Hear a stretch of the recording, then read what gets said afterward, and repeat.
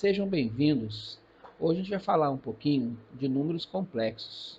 Então, nesse início, nós falaremos sobre as potências de i e a forma algébrica do número complexo.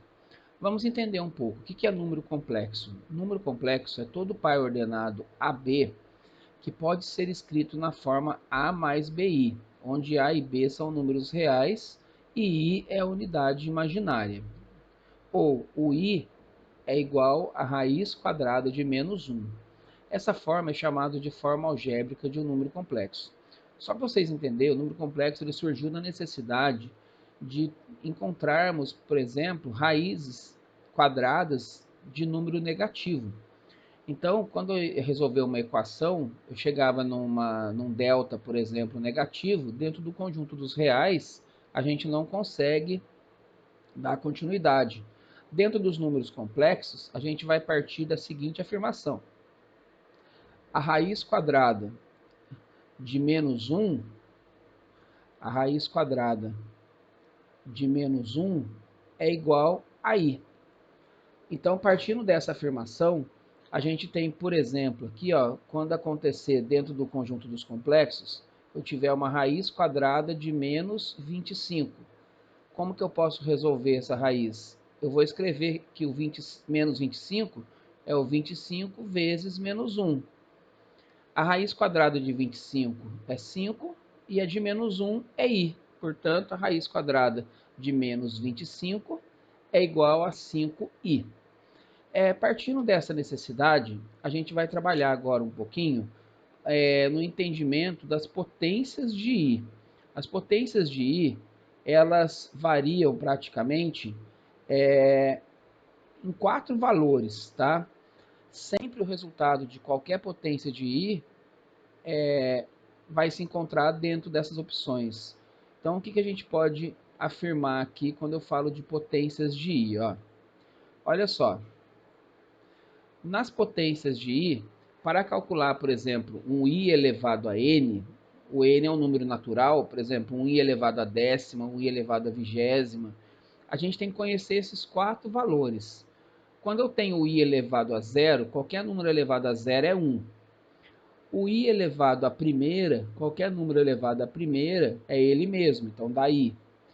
O i elevado ao quadrado, ele surgiu dessa definição. Quando eu tenho que o i é igual a raiz de menos 1, quando eu elevo os dois lados ao quadrado, olha lá, quando eu elevo os dois lados ao quadrado, aqui eu corto a raiz. Então, partiu que o i ao quadrado é igual a menos 1. Então, é uma definição, né, de propriedade de potência. E o i elevado à terceira, eu posso escrever que é o i ao quadrado vezes o i à primeira, por exemplo, que eu tenho uma multiplicação de potência com a mesma base. O i ao quadrado é menos 1 e o i à primeira é i. Menos 1 vezes i vai dar menos i. Então, os valores que vão ser encontrados quando se trata das potências de i sempre vão variar dentro desses valores aqui, ó. I elevado a zero é 1, o i elevado à primeira é i, o i elevado ao quadrado é menos 1 e o i elevado à terceira é menos i. Agora, a gente pode ter certeza, então, que o i elevado a um n, eu sempre vou encontrar os resultados aqui dentro do conjunto 1 i menos 1 e menos i. Então, sempre vai ser um desses aqui o resultado da potência do i elevado a n. Agora, olha no exemplo que a gente colocou aqui. Como que eu vou encontrar o i elevado a 279? Como está dizendo aqui no nosso resuminho, sabendo essas potências de i, podemos calcular qualquer potência de i elevado a n, dividindo o valor do n por 4, que o resto, e observando que o resto da divisão será sempre 0, 1, 2 ou 3, que será a minha nova potência de i. Então, o que eu tenho que fazer aqui? Para descobrir um i elevado a n, eu vou pegar esse n e vou dividir por 4. Aí, o meu resto aqui, ó, ele sempre vai ser como eu estou dividindo por 4, esse resto sempre vai ser 0, 1, 2 ou 3. Aí, em função disso, a gente vai ter a nova potência de i. Aí, no caso aqui, o i elevado a n vai ser o i elevado a r. Por exemplo, se eu pegar o 279 e dividir por 4. Olha só, 27 por 4 vai dar 6, vai sobrar 3. 39 por 4 vai dar 9 e vai sobrar 3. Então, nesse caso aqui, o que eu posso escrever? No lugar do i elevado a 279, eu vou ter um i à terceira. Porque o meu resto é 3, olha lá. Não interessa para a gente o resultado. Como o meu resto é 3, o i à terceira vai ser menos i. Então, tá aqui, ó, a resposta. O i elevado a 279 é menos i. E com isso, a gente consegue resolver qualquer potência de i. A gente sempre consegue resolver qualquer potência de i. Agora, vamos falar um pouquinho da forma algébrica do número complexo. Como que a gente vai definir essa forma algébrica, tá? Então, a gente falou um pouquinho que a forma algébrica é o A mais BI. Então, vamos lá.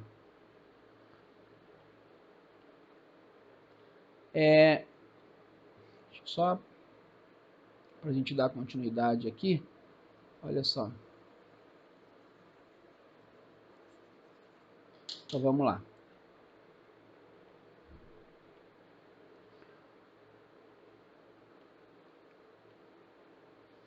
Aqui, ó, a gente pode... Eu fiz um resuminho para a gente entender essa questão. Olha só, quando eu falo da forma algébrica do número complexo, como a gente já disse, ela é a forma z igual a mais bi. O z nada mais é do que o nome. É muito utilizado z, z1, z2, z3, w e t. São os mais utilizados aí como nome do número complexo. A gente não pode usar o a e o b porque está representando. Então, a gente vai utilizar bastante z, z1, z2, tá? Então, o que significa isso? Desse número complexo, ó, na forma algébrica, que é o z é igual a mais bi, ele pode ser representado como um par ordenado AB. O que significa? Esse número que se encontra na frente da unidade imaginária, que é o meu i, então esse i ele é chamado de unidade imaginária, tá? Do número complexo. Então, sempre o que está na frente do i vai ser a parte imaginária do complexo. Ou seja, o número na frente do i, tá? Então, se for, por exemplo, 5i, a parte imaginária vai ser o 5. E esse número que aparece sozinho aqui, ó, ele vai ser o que a gente chama de parte real do número complexo. A gente pegou alguns exemplos aqui, ó. No número complexo z igual a 6 mais 3i, o a é 6, que é a parte real, o b é 3, que é a parte imaginária. Aqui, no z igual a 5i, está faltando a parte real, porque não tem o número sozinho. Então, o a é 0. E a parte imaginária, o b é 5. Aqui cai numa particularidade, ó. Toda vez que o a for 0, o que vai acontecer com o meu número complexo? Ele vai ser chamado de imaginário puro. Então, quando perguntar, quando ele afirmar num exercício que o número complexo é imaginário puro, o que eu tenho que lembrar? Que a parte real dele é 0. Ou seja, como ele só tem a parte imaginária, ele é chamado de imaginário puro. Aí, no caso, olha só o terceiro exemplo que a gente colocou aqui, ó. O z igual a 3. Então, o que acontece aqui? Como não tem a parte imaginária, não tem o i, esse 3 representa o a. Então, nesse caso agora, está faltando a parte imaginária, o b que é 0. Então, quando ele quer que o número complexo se torne um número real, eu preciso tirar a parte imaginária. Então, toda vez que o b for 0, ele representa um número real, tá? Então, se o A for 0, ele é um número complexo imaginário puro, e se o B for 0, ele vai representar um número real. Agora, olha só, se eu pegar, por exemplo, aqui, ó, um número complexo, Z igual a menos 4 mais 3i. Eu tenho dois conceitos importantes aqui quando se trata de números complexos. Olha só, aqui eu já sei que o meu A é menos 4, que é a parte real. Então aqui eu tenho a parte real do número complexo. E tenho o meu B, que é igual a 3, que vai ser a parte imaginária. Agora, olha só, vamos definir dois conceitos importantes aí, ó. O primeiro é quando eu falo do conjugado, conjugado do número complexo. Chama-se conjugado do número complexo Z igual a A mais BI, o número complexo, ó, com Z com traço em cima, é o mesmo nome. Se for Z, é o Z com traço em cima. Se for Z1, é o Z1 com traço em cima. Então, quando eu falar de conjugado, que é a primeira definição aqui, ó, como eu estou falando do Z, eu vou representar por Z com traço em cima. Então, eu vou olhar no meu Z. Nesse exemplo, é o menos 4 mais 3i. O que eu vou fazer para encontrar o conjugado? Olha só, como ele era A mais BI, o conjugado vai ser A menos BI. Então, no caso, o que eu estou modificando aqui? Só a parte imaginária. Então, toda vez que for achar o conjugado, eu vou trocar o sinal da parte imaginária. Então, nesse exemplo que eu coloquei aqui do lado, ó, o Z é menos 4 mais 3i, o conjugado vai continuar menos 4 aqui, porque eu não mexo na parte real, e vou trocar o sinal da parte imaginária. Olha o exemplo que a gente colocou aqui, ó. O 4 mais 3i. Então, o conjugado, 4 menos 3i. Então, toda vez que pedir o conjugado de um número complexo, eu preciso trocar o sinal da parte imaginária. E outro conceito que é bastante importante aí é quando eu falo do oposto do número complexo. O que vai ser o oposto? Como eu já conheço, quando eu falo de um número oposto, o oposto de 2 é menos 2, o oposto de menos 5 é 5. Então, o que eu tenho que fazer com o oposto? Eu tenho que trocar todos os sinais do número complexo. Então, como está dizendo aqui, chama-se oposto do número complexo Z igual a A mais BI, o número complexo representado por menos Z. Então, se ele era Z, o oposto vai ser menos Z. Aí vai ser menos A menos BI. Olha o exemplo que está aqui, ó. Z igual a 4 mais 3i, o oposto vai ser menos 4 menos 3i.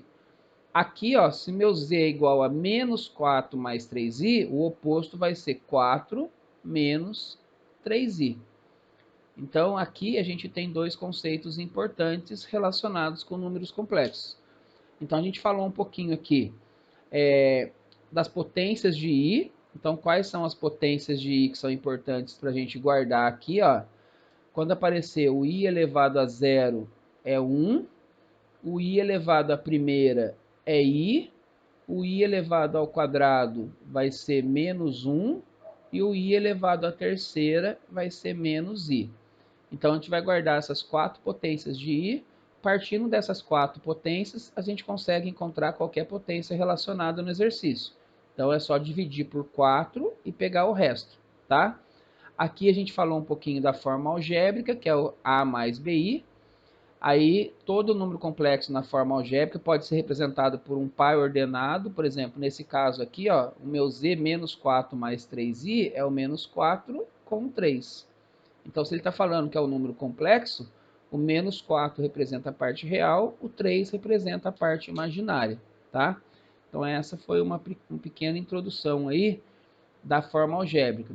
Lembrando que toda vez que falar de conjugado, eu tenho que trocar o sinal da parte imaginária, somente da parte imaginária. Como que eu represento? Eu coloco o sinal de menos em cima do nome. Então fica o Z com sinal de menos em cima. E quando falar do oposto, eu coloco o sinal de menos na frente do número complexo.